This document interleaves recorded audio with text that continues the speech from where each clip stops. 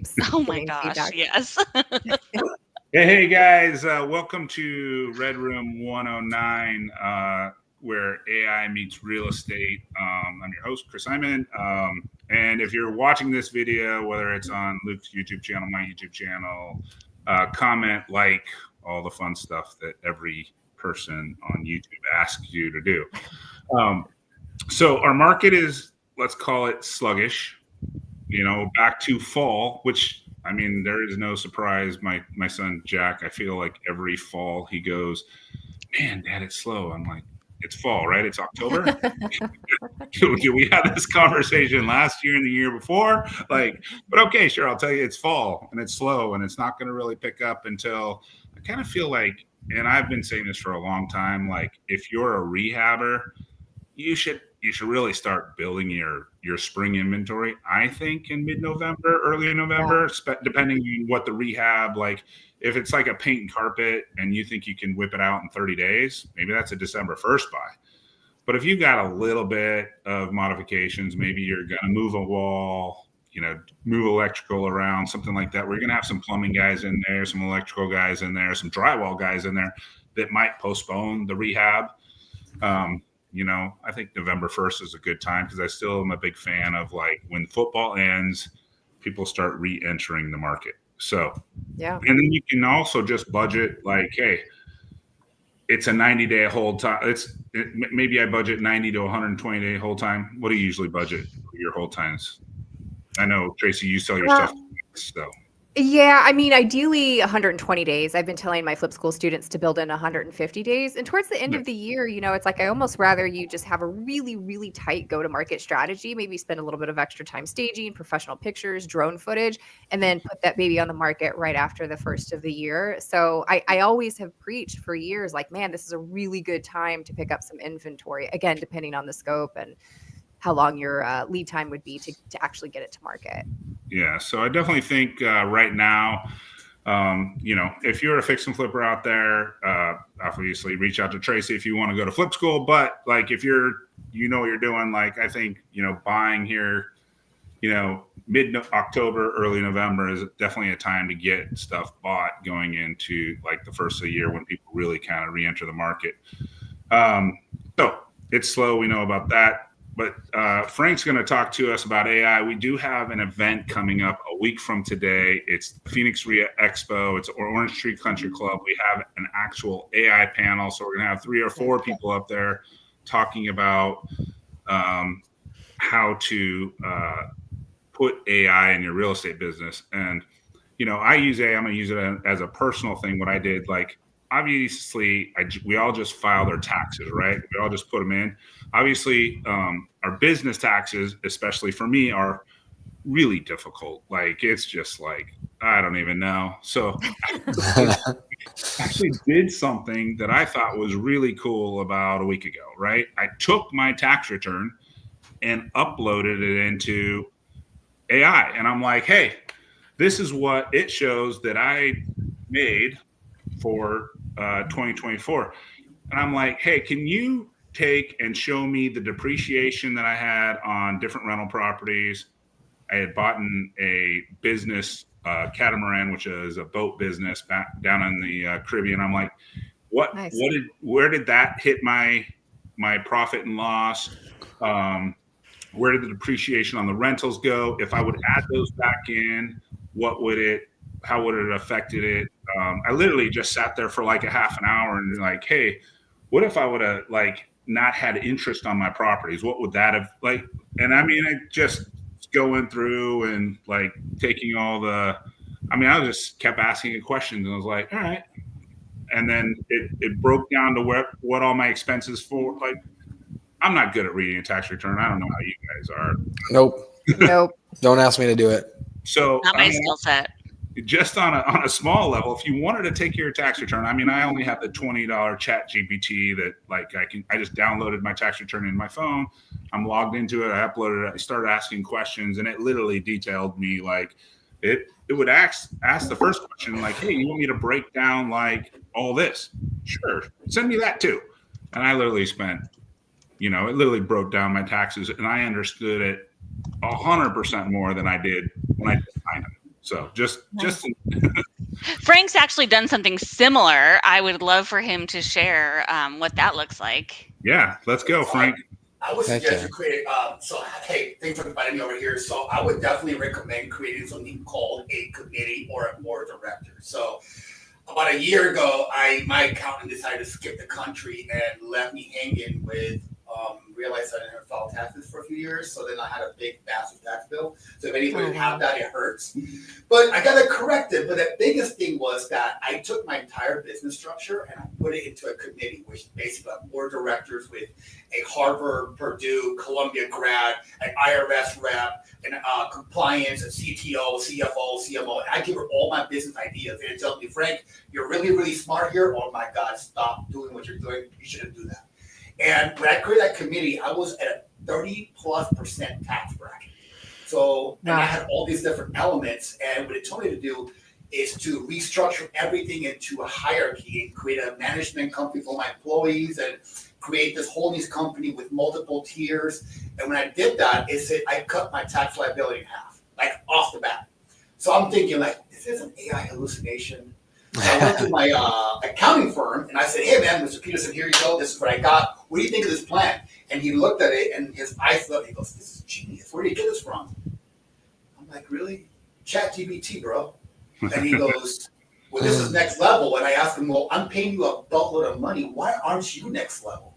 And he goes, I don't know. And honestly, it's been life-changing. So AI it's a thing right now that most people think of like a tool, and it's great. It's a great tool, but it can do so much more. It's just that what I hear a lot is, I don't know where to begin. I don't know how to start. There's so many tools. Did you know last month there was 2,000 new AI tools introduced to our market? I mean, that's just overwhelming. So, I've been using AI for the last 3 years, develop it, I code for it, I program, I set up systems, and it's life-changing. I mean, my business has gone up 30%. I have bought back 25% back of my time to be able to do things like this. Before I was working 18-hour days, now I condensed that down significantly. So I'm a big proponent for it, but it's a tool. Like a hammer is a great tool, but you can't fix your iPhone with a hammer. Unfortunately, don't try it. I did it. It doesn't work. So it's a great tool. It's just how can you apply it to your business, whether it be real estate, investment, or whatever the case may be, there's always a tool out there. So, but yeah. That's amazing. Yeah. So do you have some specifics on like how like, that we could like create more leads or at least whittle down leads or anything like that could help like Luke here is a cold calling expert. Is there any kind of tool that would, help Luke sift through his 2,500, leads that would, predict better results, anything like that? Yeah, you absolutely could. You can create custom tools, obviously, and I don't recommend doing on your experience, but you can create custom bots within your expertise, and you can upload lists to them. Another one too, if you have a call center, you can actually upload, for instance, like you call it a call center, you can upload your recordings and then give it parameters, and it will tell you whether you're hitting all your keynotes, especially if you have always ISAs in different countries. And then it will tell them next step on how to coach them. If you have a lead, so like leads in the past, you can put them in there and say, hey, look, this is the parameters or particular properties. There's so much that you can do with AI. And I would love to talk to you all day about it, but I went a step further about it. So we started creating. So one thing I noticed about AI is everybody says the same thing. Like, where do I begin? What tools do I use? How can I do this for my business? How can I buy time? Does it drive revenue? Does it drive growth? And what I decided to do was create an educational platform for investors and agents to go to be able to learn every tool possible, like how to comp a property correctly, how to, once you get a property, is it a deal? Is there anything hidden behind this? What are the variables? Should I assign it? Should I buy it? Should I hold it? What can I do? And you can enter your information in, and within seconds, it gives you an answer whether you should hold it for this period of time. Crazy. This, and it's amazing what it can do with a high level sense of accuracy. Oh, Frank, yeah. One of the things I hear you really focus on is the quantitative parts of this. You saved 50% on your tax bracket, you got 30% back more of your time. If agents or investors are really overwhelmed about how to start, something that I found especially helpful that sounds like you're generating all of this from is metrics and then reverse engineering.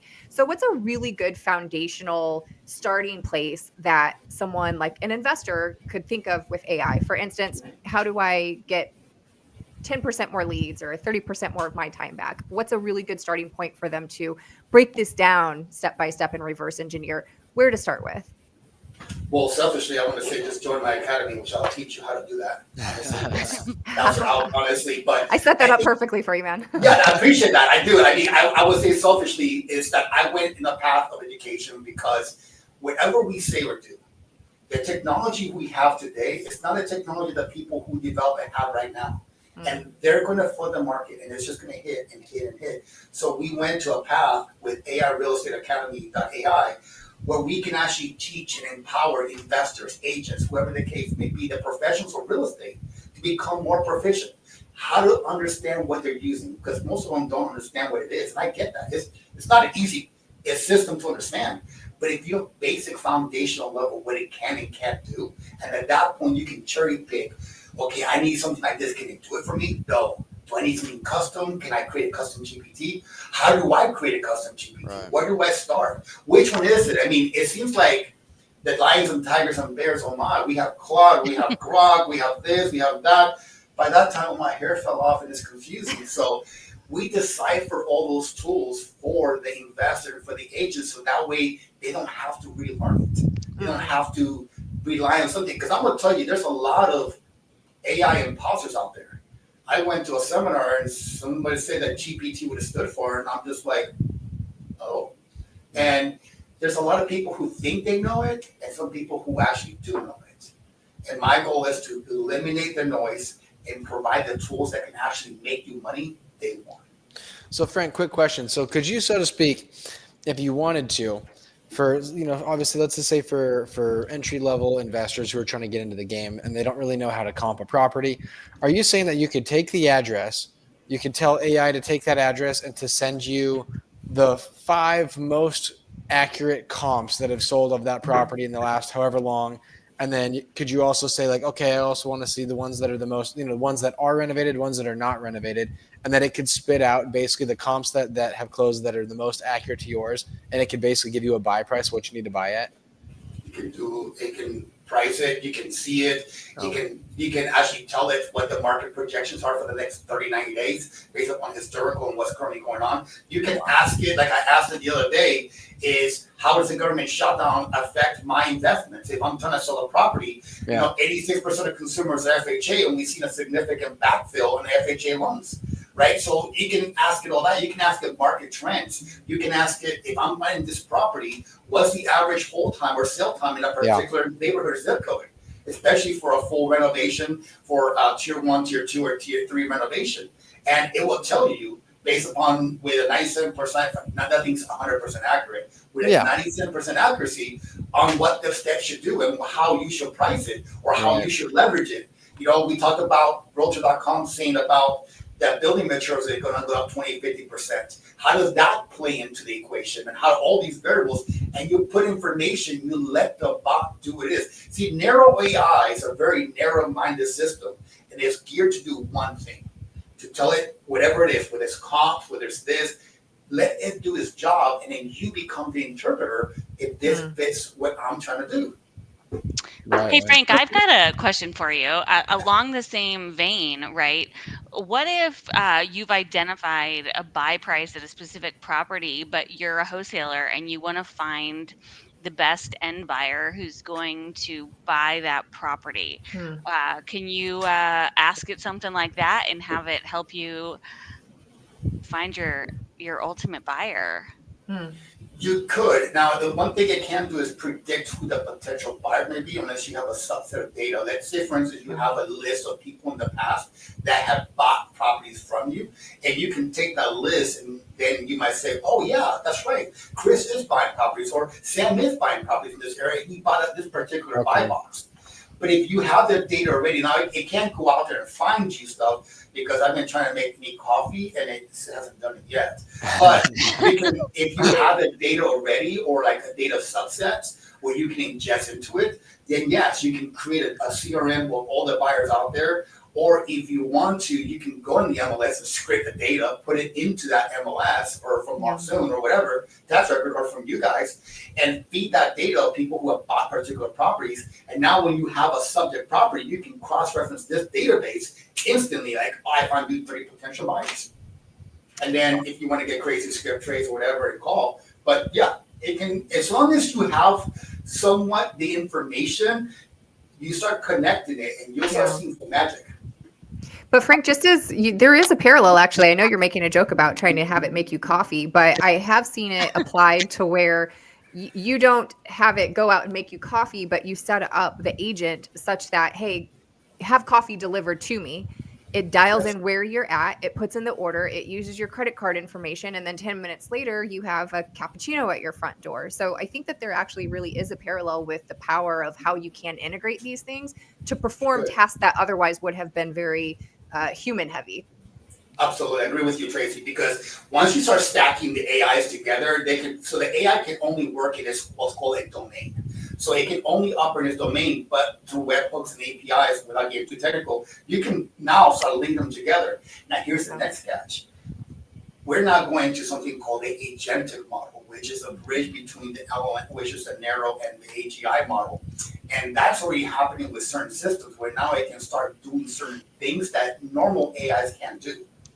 So you start thinking that, for instance, for lead generation, what if there's a system that can actually contact your clients in a very verbose manner, being able to start to communicate, set appointments, send text messages, send videos of you as if you were the person talking to them, and then just say, hey, Sam, thank you for talking with me. This is Luke. I just got the phone with you. And Luke didn't even say those words, but you can connect them together through this like a make.com or N8N system, and now streaming together. So for an investor, you could be like Chris right now and hanging out, and the system is just doing the work for you, and you just show up to an appointment or show up to a house, and it feels like they already talked to you, but this is the first time you've talked to them in person or ever. So Nobody even knows this. That's actually not Chris in the red shirt. That's just an AI creature. And it's scary. I mean, if you think what Gary Vaynerchuk said about a few months ago, he goes, by 2026, 75% of the content that I'm going to put online, it won't be me. That's so crazy.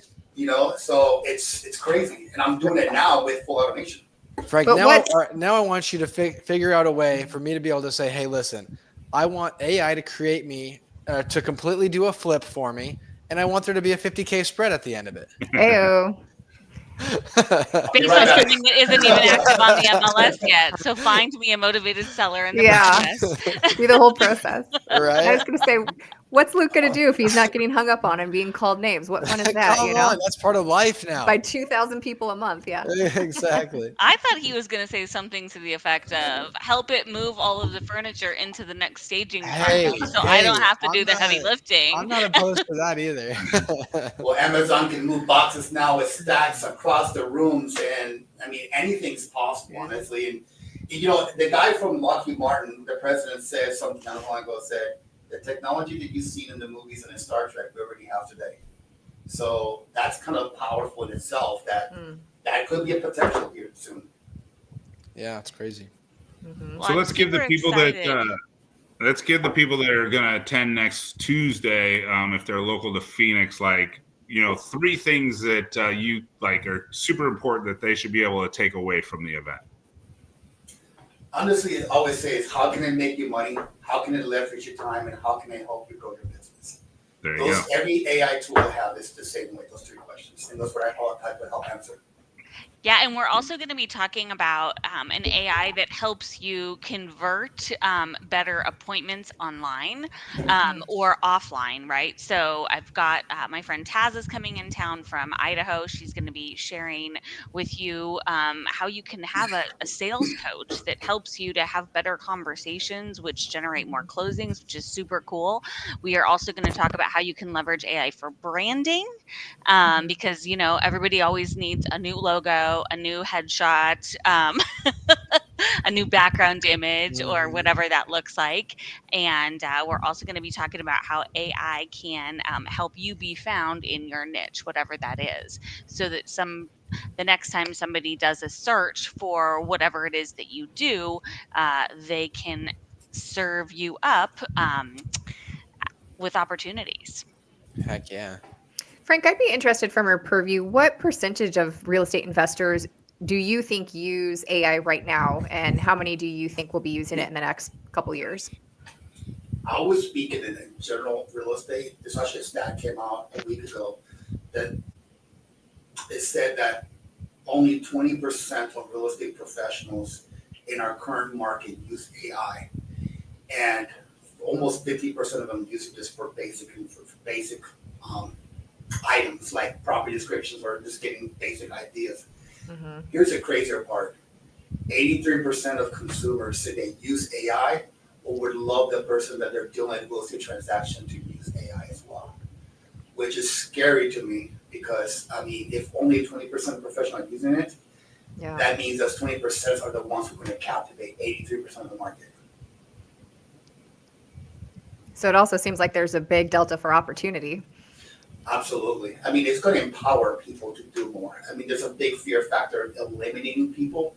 I think that it's going to empower people to spend above the rest, and you're going to see a big disparity in the competition level just from a technological standpoint. Interesting. Mm-hmm. Crazy. Yeah, I just added an AI app to my phone that I text something, and like I have 3 different apps. It's wife app, not girlfriend, wife app. And I say, hey, I'm going to meet for coffee at 10. And it's like, hey, would you love to meet for coffee at 10 o'clock? I got flowers for you. So I've added that to my phone. So Dude, that's nifty. I'm just kidding. But I'm kidding. Do you guys need like a woman translator app where you're like, let's grab dinner? What you should have said is, you look great today. Can't wait to take you to dinner. And it just automatically sends what you should have said. Exactly. That'll save us men a lot of heartache. Yeah. There you go, Frank. I gave you a new idea to develop tomorrow. Just like I'm already taking notes, Chris. Just put an app on my phone. I type it in, and then for all my business people like Luke, Dina, and Tracy, I can just say, hey, the expo's tomorrow at 4:30, blah, blah, and then it gives it, short and sweet. Yeah. And then my always reply, thumbs up. Yeah. My always is heart. Copy that. Yeah. So I would say, Tracy, what I see is there's a lot of people that are experimenting with AI right now. They don't know how to use it effectively, but they're playing around with it. I think we're in the playing around stage at the moment, but the conversation we're going to be having next week at the RIA is going to give some people really practical insight on how they can leverage it. And it's going to just keep changing. You know, they just made that announcement with the integration of Zillow into ChatGPT. So that is definitely going to make people change some things quickly, or they will get a little lost in that too. So Frank, I always find that people get really overwhelmed at expos. They get excited, but equally they get overwhelmed, and then they have their flyers and, you know, QR codes and all the things, and then most of them don't take any action afterwards. So maybe we can give them something actionable before they come to the expo that gives them something deeper to grasp onto and improve upon before they leave. What's one thing that you can offer as far as that goes? Well, I'd say for the investment side, it's obviously how to make sure that the investment you're doing is obviously a good investment. So I can even give instructions or links on how on the expo that they can get for free. It's like a little guide on how to use AI for that purpose. That way you can take your investment and knowing that it's going to at least, you know, you have a good investment you're buying or you're looking at. But like I said, I have tons of tools and come up with a few just to help our investor community, especially right now since it is lower, but how to find the right deals, how to lock in the right deals, and how to actually just make money on that deal. Cool. I promise we didn't practice that, you guys. Frank and I didn't. Oh. Just set you up for plugs. Right. Yeah, it's gonna be fun. It's a fun era. Heck yeah. Well, cool. If you guys are watching or you've watched part of this, I'm going to say it again. Next Tuesday is the Phoenix RIA Expo at Orange Street Country Club. It's kind of our last event of the year. Besides No, not our last event. Our last educational event. Last educational event. Our last event of the year is the casino party, which is 11/22. That is a charity event. December 5th. Nope, 11/22. 11/22. Okay, we've been going back and forth to this date so many times I can't keep it straight. Let's just do one on each day. Yeah, both. We are on 11/22. I mean, remember we talked about Coach House because it's I'm going to be in town for the week of Thanksgiving, right? So, yeah, 11/22. It is going to be at a house that I actually have under contract, and I select the closing date, so it'd be Wednesday of. Get all the beer cans out. Yeah, that's awesome. So if we can't do any drywall damage or anything like that at the party, but so yeah, we got this last expo, the Christmas party, and then we are excited for 2026 and all the fun stuff that comes after that. So. Yeah. Heck yeah. Do you want to drop the flyer in the chat? Yep, I'll drop the flyer. So people can register. We've got a ton of sponsors that are coming out too, some that you guys see every month and some brand new ones for the expo. So the idea behind this is it's going to be your one-stop shop for everything that you might possibly need in your real estate or investing journey. And for those of you guys who are in the traditional real estate space, this is a great opportunity for you to learn about investment strategies and have different ways for you to reach out to your current database to let them know you work with investors and you want to help them build wealth in real estate through that vehicle as well. And then we have a attorney update also we obviously had the commissioner at the last event. He actually kind of took notes on the entire thing, and he kind of wanted to just kind of put in his 2 cents on his takes on the event as well. So perfect. Well, Frank, we appreciate you jumping on. Thank you. We'll see you in a week, and everybody will get, I'm sure, way more nuggets from the ones that we got here. And that's it. Appreciate it, guys. Love it. Yeah. Thanks. See you guys next week. Thanks, guys. Appreciate it. Cheers.